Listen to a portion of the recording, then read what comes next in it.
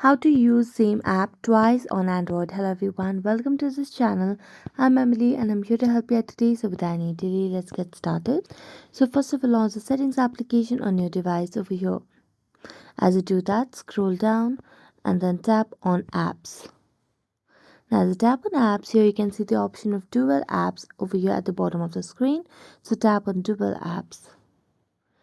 Now as you do that, it will lead us to a new page where you can see every account deserves its own app, and now we can create 57 dual apps based on different apps we have on our device.